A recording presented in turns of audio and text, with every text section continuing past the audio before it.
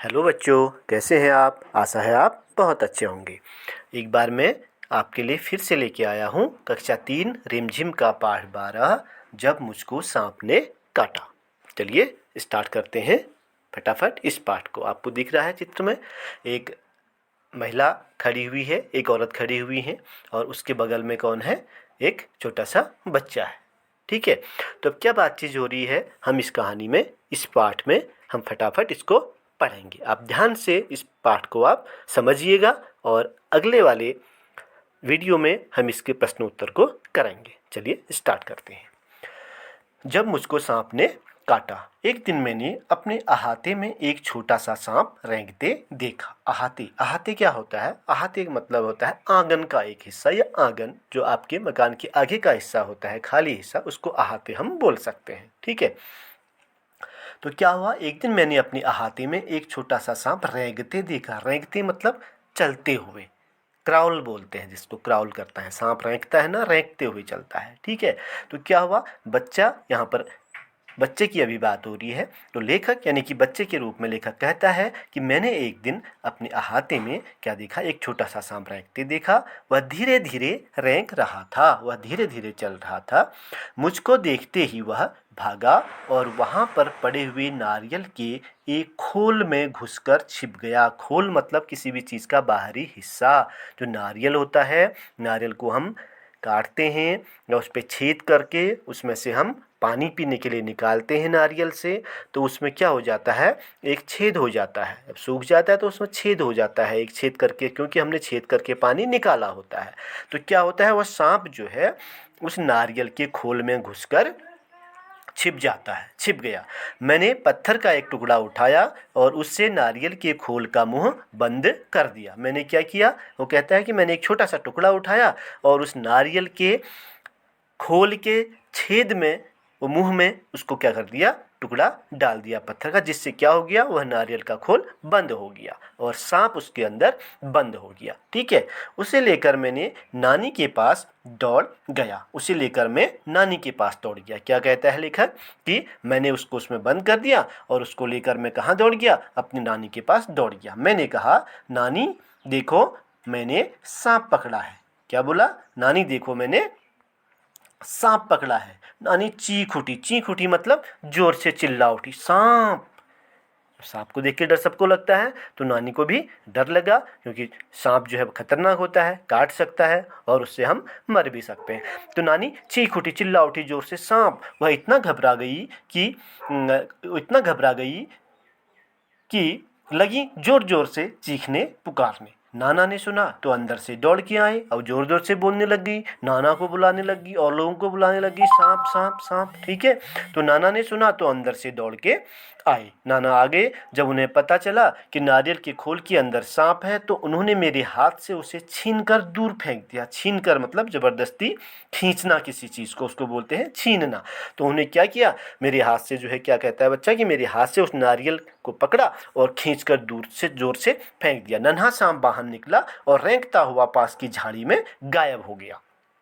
तो क्या हुआ, नन्हा सांप जैसे ही उसको फेंका तो उसके वो वहाँ पर से जो ढक्कन पे जो क्या लगा हुआ था, पत्थर का टुकड़ा लगा था, वो निकला और वो निकलने से उसका छेद ओपन हो गया, खुल गया। तो सांप वहाँ से निकल के कहाँ चले गया, पास की एक छोटी सी झाड़ी में चले गया। तब क्या हुआ, नाना ने मुझसे कहा, खबरदार फिर कभी सांप के पास मत जाना, सांप बहुत खतरनाक होता है। क्या बोले नाना जी, क्या कि उस खबरदार कि कभी सांप के पास मत जाना, सांप क्या होता है, बहुत बड़ा खतरनाक होता है, यानी कि सांप के काटने से हम मर भी सकते हैं, इसलिए दोबारा सांप के पास मत जाना, उससे मत खेलना। ठीक है, फिर आगे क्या हुआ देखो। उस दिन शाम को मैं एक बर्र को पकड़ने की कोशिश कर रहा था। किसको पकड़ने की, बर्र को। आप जानते हैं बर्र क्या होता है, जैसे मधुमक्खी होती है वैसे पीले रंग का एक, मधुमक्खी में तो पीला और काला जो है धारियाँ होती हैं, लेकिन बर्र क्या होता है, जिसको ततैया भी बोलते हैं। ठीक है, पीले रंग का होता है, जिसके काटने से बड़ा दर्द होता है। ठीक है। तो उसको पकड़ने की कोशिश कर रहा था कि उसने काट खाया। किसको? लेखक की अंगुली में काट दिया। बड़ी जोर से दर्द हुआ। मुझे दर्द से कराहते देखकर नानी ने सोचा कि मुझे सांप ने काट दिया है, क्योंकि पहले दिन उसने सांप को पकड़ने की कोशिश की थी। तो बच्चों से कहते हैं ना, जो चीज़ मत करो बाकी करते हैं। तो नानी ने सोचा कि फिर से इसने सांप को पकड़ने की कोशिश की होगी और सांप ने इसको काट लिया होगा। ठीक है। तो नानी ने सोचा कि मुझे किसने काट लिया? सांप ने काट लिया। मैंने दौड़कर नानी को अंगुली दिखाई, अपनी अंगुली दिखाई कि जहाँ पर काटा था बर्र ने, उसको दिखाया। उन्होंने जल्दी से नाना को पुकारा। नाना तुरंत दौड़े आए और मेरी उंगली को देखा जहाँ बर्र ने काटा था। वहाँ नीला निशान पड़ गया था। जब कोई ततैया या मधुमक्खी काट लेती है हमारी अंगुली पे, तो वहाँ पे वो डंक मारती है, तो उससे हमारा थोड़ा सा नीला निशान पड़ जाता है। वो चट मुझे गोद में उठाकर बाहर भागे। कहाँ भागे नाना? गोद में उठाकर बाहर भागे। और कहाँ को लेके गए? उसको दिखाने के लिए। दिख रहा है ना, बच्चे को गोद में पकड़ा हुआ नाना जी, और वो दौड़े दौड़े जा रहे हैं गोद में पकड़ के। ठीक है। फिर क्या हुआ? बाग और धान के खेतों को पार करके भागते भागते वह अपने घर से दूर एक छोटी सी झोपड़ी के सामने जाकर रुकी। अब कहाँ चले गए नाना जी? नाना जी उसको गोद में उठाया। बाग मतलब, बाग क्या होता है? बगीचा। ठीक है। बाग मतलब बगीचा, गार्डन जिसको आप बोलते हैं। और धान के खेतों पे, गांव होता है ना, धान के बहुत सारे खेत होते हैं, तो उनको पार करते हुए वो भागते भागते कहाँ गए? घर से बहुत दूर एक छोटी सी झोपड़ी। झोपड़ी मतलब जो घास फूस की बनी होती है, उसको बोलते हैं झोपड़ी। ठीक है। झोपड़ी के सामने जाकर रुके और वहां पहुंचते उन्होंने आवाज लगाई। किसको आवाज लगाई? यानी कि झोपड़ी के अंदर जो रहता था उसको जो है नाना जी ने आवाज लगाई। ठीक है। झोपड़ी के पास पहुंचकर। ठीक। उसके बाद क्या हुआ? फिर जो है एक बूढ़ा आदमी बाहर निकला। वह सांप के काटने का मंत्र जानता था। उस झोपड़ी से कौन निकला? एक बूढ़ा आदमी जो है बाहर को निकला। वह जो क्या जानता था? सांप के काटने का मंत्र जानता है। कोई प्रार्थना जानता था जिससे कि सांप का काटा हुआ ठीक हो जाए। ठीक है। ऐसा गाँव वाले जानते थे, क्योंकि गाँव है तो हो सकता है कि नज़दीक में कोई हॉस्पिटल वगैरह ना हो। ठीक है। या वहाँ पर डॉक्टर ना हो, इसलिए वो सीधे किसके पास ले गए? झाड़ फूंक वाले के पास ले गए। ठीक है। उसके बाद क्या हुआ? नाना ने उससे कहा। किससे कहा?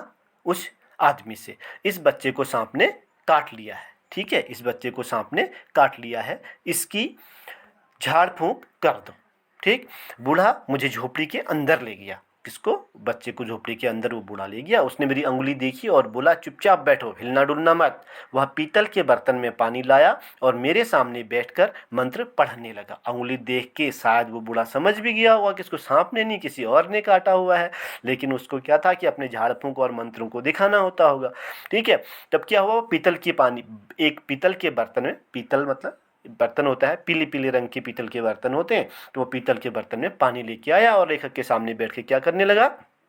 मंत्र पढ़ने लगा। मैं चाहता तो बहुत था कि उस बूढ़े को बता दूं कि मुझे सांप ने नहीं बर्र ने काटा है। आप वो बच्चा क्या कहता है कि मैं चाहता था कि मैं बताऊं कि मुझे को सांप ने नहीं, मुझे बर्र ने काटा है, पर मेरे नाना मुझे कसकर पकड़े रहे। ठीक है।